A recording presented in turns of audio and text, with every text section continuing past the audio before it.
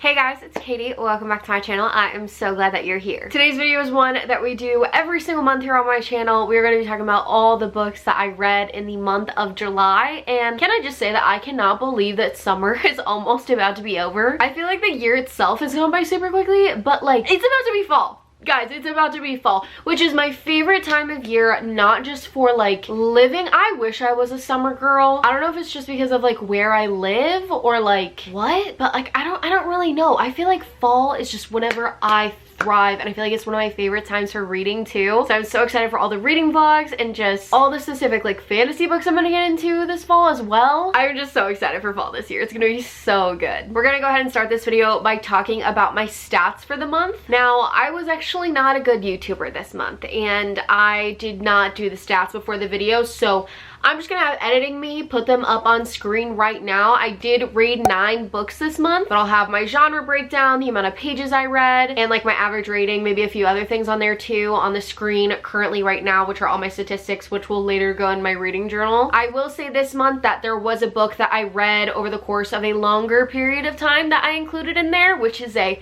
very big book, which you'll know that here in a second once I talk about it, but I did just end up including the final page count in this video because I didn't include any of the pages that I read of it in any of the other videos. And by videos, I mean other wrap-ups that I filmed while I was reading this book, so that's why I just included all of the page numbers of this book in this page count for the month of July. Anyways, I feel like we should just get right onto it with my first book, which was quite a surprise to me, and that was The Storied Life of AJ Ficker. This is a literary fiction book, and I'm not a big literary fiction girly. I think one of the only other literary fiction books off the top of my head that I can think of that I've read is Daisy Jones and the Six. Actually, I don't even know if it's a literary fiction or if it's technically like historical. I don't really know. I'm not very good at knowing genre. I just know that it's fiction. I don't know what classifies something as a literary fiction or not, but I know this is a literary fiction. This book is basically about a man named AJ Ficker, and he owns a bookshop, and his life is just kind of going down. Like, it's going through a downward spiral, if we're just being completely honest. He's just kind of like a grumpy, sad, like angry, but also just like an odd, like kind of like quirky guy. And basically just because of the cards that he's got dealt in life, he's just been going through tough things. But then one day this thing just kind of like shows up in his life, and his life has changed forever for the better. And it's not just about his life and his progression and how he changes and how he grows as a character, but it's also about people's love for books, how books change people's lives, how people relate to them, how people connect to books and people through books, and all of those types of things. I feel like if you are a reader of any sort, I think you would enjoy this book so much, especially if you're trying to dip your toes into literary fiction at all. Like I said, haven't read a lot of literary fiction, if any, if we're being honest, and this is under 300 pages. I think this is a great start, and I rated it 5 stars. I cannot stop thinking about this book. I will say there is something very tragic and very sad that happens at the end, so maybe search up trigger warnings. I didn't search up trigger warnings, and honestly, I probably should have, but this story was just absolutely beautiful. And as somebody who loves to read and loves books, I wish I would have had my pen with me. I was at the pool whenever I read the majority of this, because the majority of this I read in like one sitting, and I just couldn't put it down to go get a pen. Like I didn't want to stop reading it, and I just cannot stop thinking about these characters. And I just feel like this book is going to be a book that I go back to so many times. I'm already really excited to like reread it, and I don't know why I'm like literally getting emotional right now, but this was just such a beautiful book, and I really hope if you read it that it impacts you as much as it impacted me. And I don't know, I just thought it was so beautiful. And then I did a reread of one of my 5-star reads because the next one in the series was coming out in July. If you've watched any of my videos, I think you know what book I'm about to hold up, and it is Powerless by Lauren Roberts. Right here is my very pretty Barnes & Noble special edition, and then I have my original edition that I tabbed and annotated. This is the UK edition, and again, this is a 5-star read for me. It was a reread. I did listen to it on audiobook, and I really enjoyed the narration. Specifically the guy who narrates Kai in this book, who is our male main character. Like, if I could have thought of any way for Kai to talk, it would have been it. It was just like so good. Like it literally made me imagine everything in my head, and like the voices just make everything like easier to visualize sometimes, especially because I've already read the book, so I already kind of like know what's going on. I didn't even explain what this is about. If you don't know what Powerless is about, it's basically a dual POV enemies to lovers YA fantasy. We're following Kai, like I already said, and Peyton, and it's basically in this kingdom where there are elites and there are ordinaries. Elites have powers and ordinaries do not. They're just like normal human beings, like kind of like muggles in the Harry Potter world. But the king has basically deemed the ordinaries like almost like a plague on society, so they are banished from the kingdom, and if they are found, they are, yeah. And the one who's doing that is Mr. Kaiser, who is the prince, who is the enforcer. So he's doing that. And then Peyton, the female main character, she's an ordinary. Yeah, so you could see how this is an issue. She poses as an elite and she's just very convincing. She's very smart. She's a really great female main character. Again, I love this book so much. This is a 5-star read for me, and I literally talk about it all the time on my channel, so I don't want to talk your ear off if you've already heard me talk about it so much. But there's so much action and tension. There's trials in here. There's such a great romance in here. There's such great characters in here. There's such great flow with the story, and I just absolutely love this book. So I had to reread it before the next one came out. So the next book I ended up reading was the next one in the series that just came out, which is Reckless by Lauren Roberts. I actually have a reading vlog of me reading this. I know a lot of you have been curious about my thoughts and had been asking me before I released the reading vlog what I thought about this. Now I obviously can't give you a plot on this book specifically, but it does follow, again, Peyton and Kai, dual POV, in the same world, in the same kingdom, dealing with the same problems, just we're in the second book. If you watch that video, you will know that this did not have the same effect that Powerless did have on me, unfortunately. And I think a lot of the times whenever this happens, I think I hype it up in my head too much, but that did not happen this time because I just read Powerless and I still ate up Powerless. I loved it so much, just as much the first time, if not more. So I really don't think it has anything to do with me hyping it up, and there were great things in here that I did really enjoy. I enjoyed Peyton and Kai. I enjoyed Peyton's character development. I enjoyed their banter and all of that kind of stuff. There were a few scenes in here specifically that I really did enjoy, but at the end of the day, this book just felt so different than Powerless. To me, it kind of felt like there was like no plot. There was a crazy ending, but it felt like we didn't really know how we were gonna get to the ending almost. And it was very cat and mouse. We had characters going after each other several times, catching them several times, all that kind of stuff, which kind of led to it being very repetitive. And there were other ways that it was kind of like repetitive too as well. And since it was repetitive, I felt like the plot wasn't moving along. And even then, I felt like there was like a main plot line we were trying to do, which they end up doing, but there was like no subplots or anything else going on. So I was just kind of like not as into it. And there are actually quite a few interviews with Lauren Roberts saying that this is like a filler book. I feel like it should have just been a novella, or there just should have been more in this book. There should have just been more going on, just like in general. Like when I read a fantasy book, I want it to be like action-packed and a ton of things going on and all of that kind of stuff. I feel like this book literally just happened so we could get to the end of it, and like 200 pages of it just did,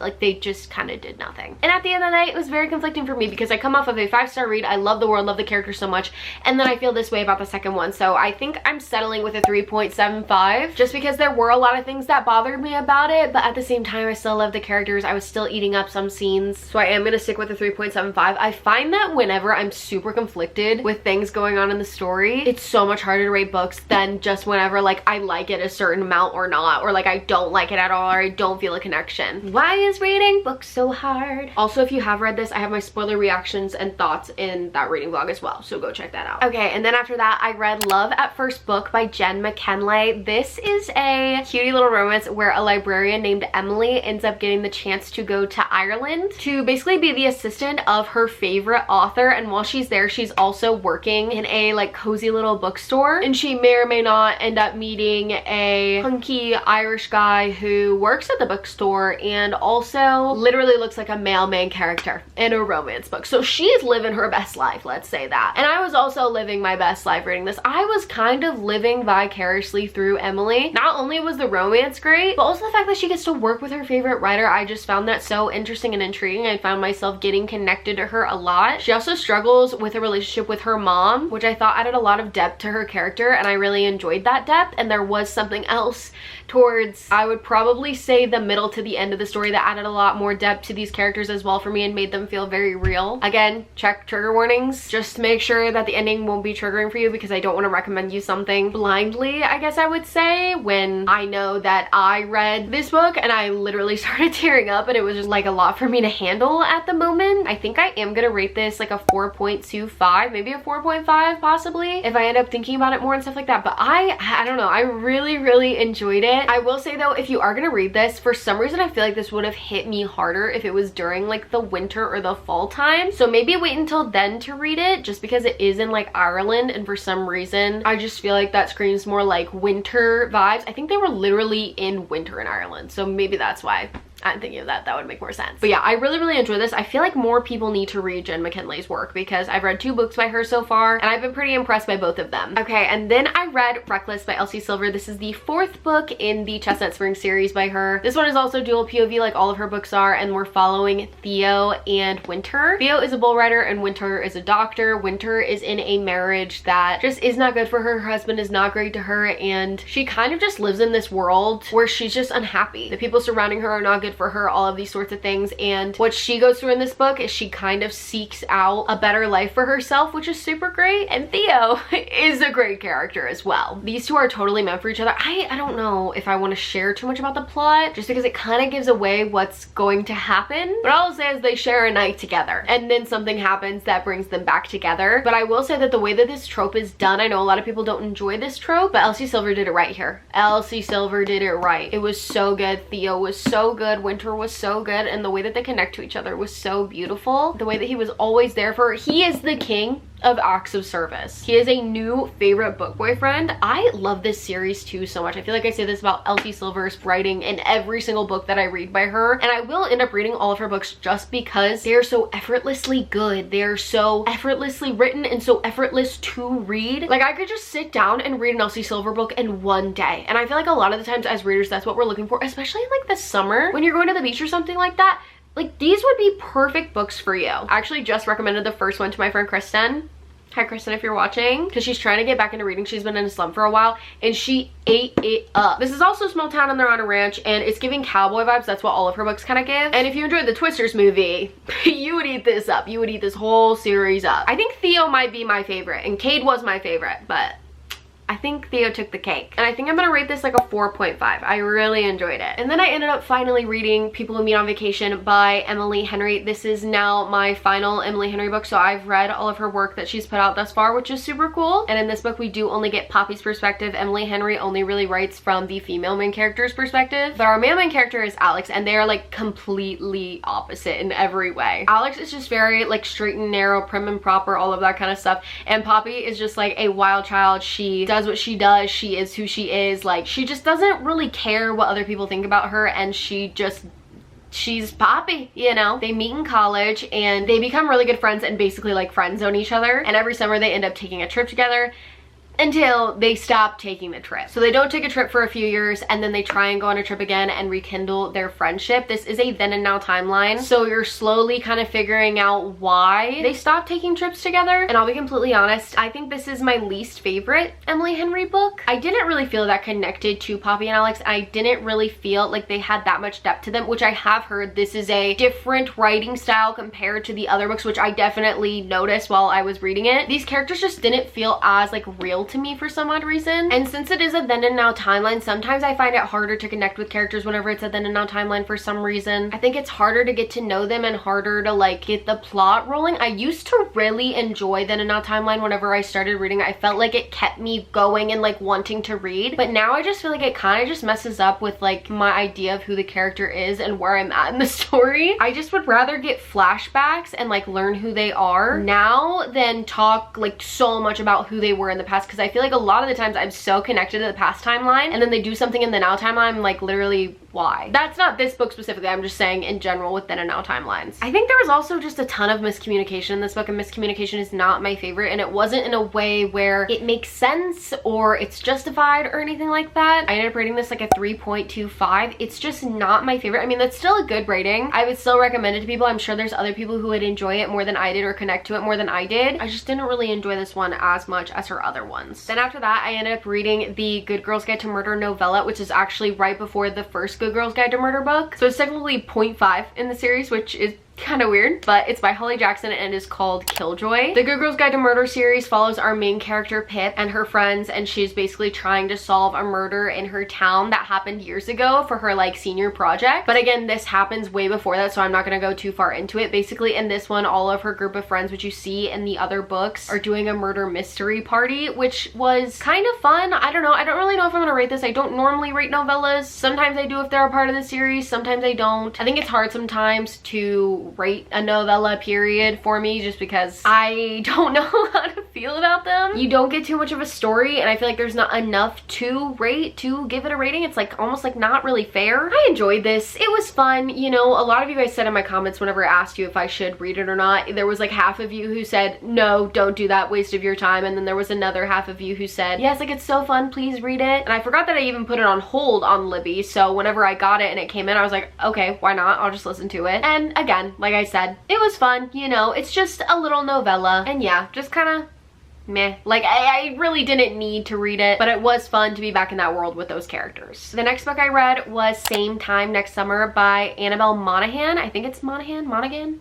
I'm not sure. This is dual POV, and we're following our main characters, Sam and Wyatt. And basically Sam and Wyatt get to grow up together on the beach at their family's beach houses. So they get to spend the summers together, which is super cool. And this didn't have it in a now timeline, but you did get flashbacks, kind of like what I was saying, what I would have preferred with People We Meet on Vacation or just any then and now timeline, because I got way more of Sam and Wyatt's characters when they were older than just whenever they were younger. But I also got enough whenever they were younger to understand who they were and what their love was like. So it is a second chance romance, and they come back into each other's lives in one way or another when they both end up at the beach again that summer. And I don't know, I didn't really enjoy this one as much as I was expecting to. A lot of the plot lines just kind of felt messy, but like not in a good way. I did think that Sam and Wyatt had like a really good connection, and you could definitely like feel the connection, but just some of the plot lines just didn't really make sense to me. And there was almost one of my least favorite tropes, and I didn't really like how it was being portrayed, because I just don't enjoy that trope. And I also feel like growing up together at the beach every summer and then only seeing each other during the summer and having that romance and then not talking to each other for a while and then coming back to whatever, or just in general like beachy romances where they just grow up together and know each other from the beach, is just kind of overdone at this point. I think if you haven't read too many of those, maybe you enjoy this a little bit more than I did. I think I'm gonna rate this like a 3.5. I did see the connection though. I like Sam and Wyatt's characters. I just think that there was a little bit messy